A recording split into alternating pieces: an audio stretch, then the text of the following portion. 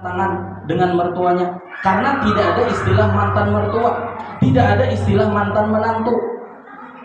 Contoh, ada laki-laki namanya Fulan, laki-laki ini Fulan namanya. Si perempuan ini namanya Fulanah. Adalah sini nama Fulanah. Ada kan? Nanti ulun contoh supaya tidak ada yang sama. Si laki-laki namanya Fulan, si perempuan namanya Fulanah. Fulanah ini punya mama namanya Suraya misalkan. Ada nama Suraya? Ada. Oke. Si Fulanah punya ibu namanya Suraya. Kebetulan Suraya ini misalkan suami beliau sudah meninggal, jadi yatim nih si Fulanah ini. Nah, si Fulan kawin dengan Fulanah, berarti Suraya ini mertuanya oleh Fulan, karena Suraya ibunya Fulanah. Nah, kawin. Nah, Fulan dengan Suraya ini sudah mahram namanya. Bersentuhan tidak batal wudhu karena mahram. Sampai kapanpun, tidak ada istilah mantan mertua, mantan menantu, tidak ada. Sampai hari kiamat. Seandainya Fulanah ini meninggal dunia Fulanah nih, istrinya Fulan nih meninggal lebih dulu dari Suraya, dari mamahnya meninggal, dia wafat. Kemudian si Fulan nih ada rasa dengan Suraya, dengan mamanya Fulanah mertuanya tadi. Misalkan masih muda kan Suraya tuh, ada rasa. Bolehlah si Fulan nih mengawini Suraya. Si Fulanah ini sudah meninggal. Bolehlah si Fulan ini mengawini Suraya? Tidak boleh, karena Suraya tadi mertuanya Fulan. Walaupun si istrinya yang namanya Fulanah tadi sudah meninggal, tidak boleh mengawini. Nah, karena mahram selamanya. Apalagi masih hidup si Fulanah tadi. Kalau sudah meninggal aja tidak boleh menikahi karena mahram. Kalau adik ipar bang, bolehlah dinikahi. Contoh, tadi Fulan menikahi Fulanah, kawinlah Fulan dan Fulanah. Fulanah ini punya adik namanya Fulan nih. Misal, kalau ini kehabisan nama siapa contoh? Takutnya ada yang sama gitu lah. Fulani adalah Fulani. Jadi si Fulanah yang kakak, Fulane yang adik. Fulan kawin dengan Fulanah, meninggal Fulanah. Fulanah ini meninggal, ada adiknya Fulan ini. Lalu si Fulan ini menikahi Fulan ini, bolehlah. Ini adik ipar, boleh tidak? Boleh. Nah, beda dengan mertua tadi. Adik ipar beda dengan mertua. Nah, si Suraya ini tidak bisa dikawini. Tablik si Fulan Suraya. Jadi yang seperti itu aja terjadi sekarang, masya Allah, dosanya itu berlipat ganda lah. Kayak menikahi ibu mertua. Nauzubillah, karena zamannya sudah rusak kita. Jadi hati-hati, boy. Jangan, jadi hati-hati pabriknya ya sih. Dikasih produk. Nah, malah hendak dengan pabriknya ya kan. Sudah ada produk yang bagus. Jadi kesimpulannya, dosa orang yang selingkuh itu sangat besar. Nauzubillah. Jadi ibu-ibu dijaga. Ustadz, ya misalkan, bagaimana kalau suami yang selingkuh? Misal ada pertanyaan, bagaimana kalau suami yang selingkuh? Nah, sebelum suami selingkuh, ibu dijaga dulu suami, jangan sampai selingkuh. Itu dulu nasihatnya, jangan sampai suami selingkuh. Bagaimana Ustadz? Ada amalannya. Maulah ulun beri amalan supaya suami jangan selingkuh. Tapi janji amalkan. Ini amalan supaya suami jangan selingkuh. Amalannya 1, jangan suka ngomel sama suami. Amalannya bukan baca Yasin, bukan baca Al-Muluk, bukan. Amalannya 1, jangan suka ngomel sama suami.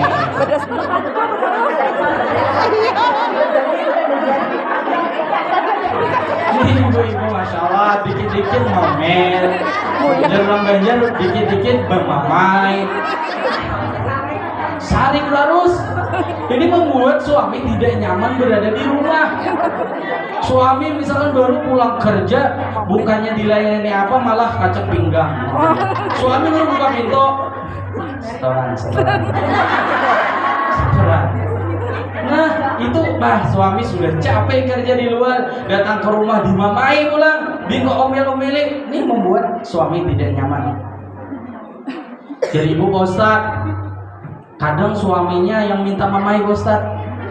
Ada itu sudah minuman keras diminum, berjudi iya, sholat tidak mau Pak Ustaz, tidur merokok, gawian mancing aja. Maaf lah suami yang suka mancing, lain suami sampean lain. Jadi wajar Pak Ustaz dimamai. Nah jangan juga, walaupun buai suami pian itu misalkan suami sampean tuh misal contoh apa namanya ya, misalkan dia jarang sholat misalkan, itu sampean wajib menasihati, memberi arahan, Pak mas sholat Pak, karena sholat itu wajib Pak. Sampean ini jadi imam, istri dan anak-anak pian tuh makmum, pian sebagai imam harus mengajarkan yang baik. Nah seperti itu, jangan dimamai, kan boleh juga walaupun suami sampean tuh masih jarang sholat, tidak boleh ngomel. Bapak ini jarang sholat, ahli neraka nanti. Wah, itu jangan, itu suami sampean. Walaupun dia ahli pendosa, tidak boleh ngomel. Jadi kebanyakan ngomel membuat suami tidak nyaman atau merasa kurang nyaman di rumah. Jadi dikurangilah seadanya aja. Senormalnya. Nah, bahasanya senormal-normalnya aja. Diredam lah. Satu.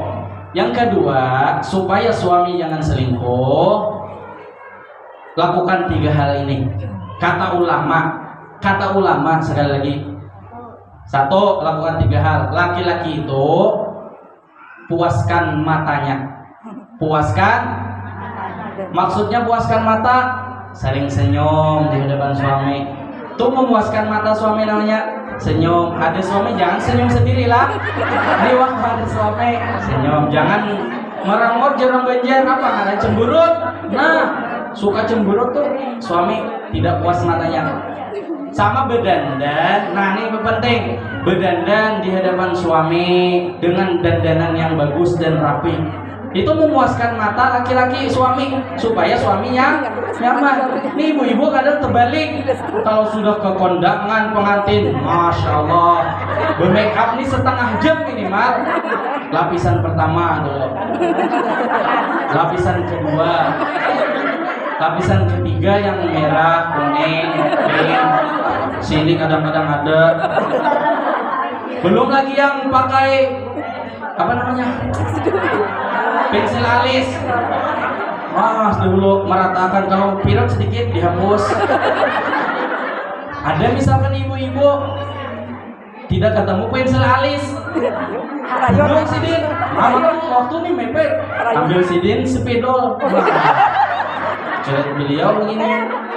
Makan di kondangan soto, pedas, keringatan, ambil pisau.